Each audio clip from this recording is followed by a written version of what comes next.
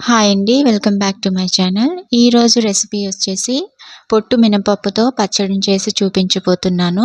మన daily busy లైఫ్‌లో పొట్టు మినపప్పు వాడకాన్ని పూర్తిగా తగ్గించేసాము. కానీ ఎన్నో పోషక విలువలు కలిగిన ఈ పొట్టు పప్పుతో పచ్చడిని ఏ విధంగా చేసుకోవాలో ఇప్పుడు చూసేద్దాం. దానికోసం ఒక ప్లేట్‌లోకి ఒక కప్పు వరకు పొట్టు మినపప్పుని తీసుకోవాలి. ఈ పొట్టు మినపప్పులో నల్లటి రాళ్ళు లాంటివి ఉంటాయి కాబట్టి శుభ్రంగా వీటిని చూసుకొని ఎటువంటి డస్ట్ కూడా ఈ పప్పులో లేకుండా పక్కన పెట్టుకోవాలి. ఇప్పుడు ఒక ప్యాన్‌లోకి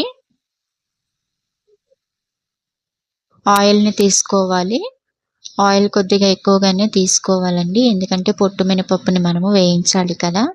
నూనె కాగేలోపు ఒక కప్పులోకి నిమ్మకాయ సైజ్ అంత చింతపండుని తీసుకొని వాటర్ పోసుకొని నానబెట్టుకోవాలి.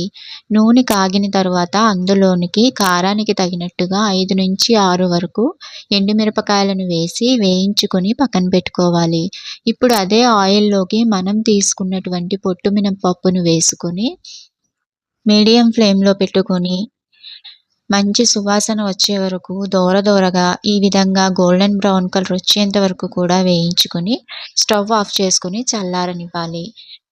ఇప్పుడు ఒక మిక్సీ జార్‌లోకి చల్లారినటువంటి పొట్టు మినపప్పును వేసుకొని దానిలోనికి ఎండుమిరపకాయలు, ఇంకా మనం నానబెట్టి పక్కన పెట్టుకున్నటువంటి చింతపండుని వాటర్‌తో సహా వేసేసుకోవాలి. కొద్దిగా జీలకర్ర, రుచికి సరిపడా సాల్ట్, 2 వెల్లుల్లిపాయలు వేసుకొని ఈ మొత్తాన్ని కూడా మనము కొద్దిగా వాటర్‌ని పోసుకుంటూ గ్రైండ్ చేసుకోవాలి. ఈ పచ్చడికి కొంచెం వాటర్ ఎక్కువగానే పడుతుందండి. కాబట్టి మీరు వాటర్‌ని అడ్జస్ట్ చేసుకుంటూ ఇలాగా పచ్చడిలాగా గ్రైండ్ చేసుకొని పక్కన పెట్టుకోవాలి.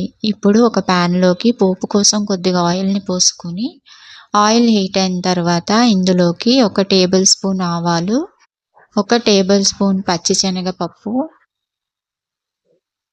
1 టేబుల్ స్పూన్ మినప్పప్పు, 1 టేబుల్ స్పూన్ జీలకర్ర, కొద్దిగా కరివేపాకు,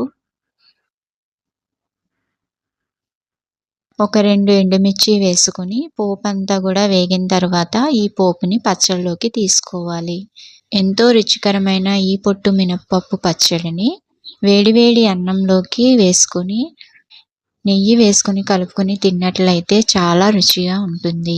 ఫైబర్ అధికంగా ఉండడం వలన జీర్ణ వ్యవస్థను మెరుగుపరిచి మలబద్ధక సమస్యలను కూడా నివారిస్తుంది. కనీసం సంవత్సర కాలంలో ఒకసారైనా ఈ పచ్చడిని మనం తీసుకున్నట్లయితే అది ఆరోగ్యానికి ఎంతో మేలు చేస్తుంది కాబట్టి ఈ పొట్టు మినపప్పు పచ్చడిని మీరు కూడా ట్రై చేయండి. మీకెలా అనిపించిందో కామెంట్ రూపంలో నాకు తెలియచేయండి. అలాగే ఈ వీడియో మీకు నచ్చినట్లయితే తప్పకుండా లైక్ చేసి నా ఛానల్‌ని సబ్స్క్రైబ్ చేసుకోవడం మర్చిపోకండి. Thank you for watching.